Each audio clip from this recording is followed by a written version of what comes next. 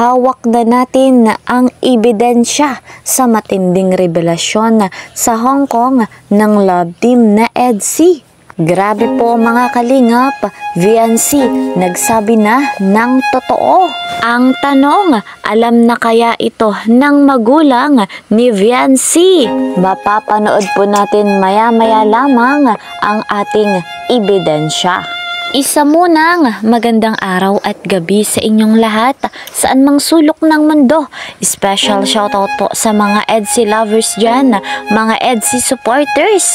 Special shoutout kay na Madam Aparejado Laurisip from Antipolo City, kay Madam Merlinda Largueza from Oriental Mindoro, kay Madam Pinay Aguilar at kay Madam Vilma Forneste at kay Madam Cristita Bangonan. Ayan, special shoutout po sa inyong lahat. Mega love shoutout naman sa mga ka-member ko po sa Karepa Kalingap, reactor partner, mga OFW po dyan, mga silent viewers.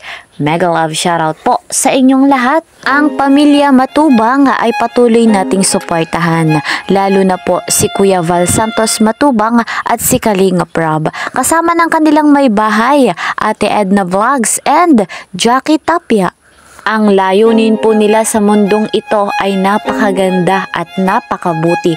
Kaya naman, huwag tayong magsawang panoorin yung kanilang videos. At kung hindi pa po kayo nakakapag-subscribe sa kanila, isubscribe nyo po yung kanilang channel para mas marami pa pong malingap.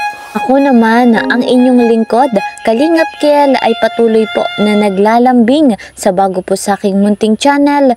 Please po, subscribe, like and share my videos, and don't forget, click the notification bell para po lagi kayong updated sa aking mga videos. Eto mga Kalingap, nakauwi na nga po ang Team Kalingap sa Pilipinas. At bago nga po umalis ng Hong Kong, meron nga pong matinding revelasyon. Meron po tayong hawak na video at ito yung ating matibay na ebidensya, kung saan mapapanood nga po natin ngayon at kayo na po ang humusga sa totoong status ng love team na EDC. Batid nga natin na si VNC po ay nagsasabi ng totoo. Eto mga Kalingap, panoorin po natin. Credit to the owner of this video. Ito po yung live ng ating Ate Edna Vlogs. Enjoy watching! Yan ang boyfriend ko.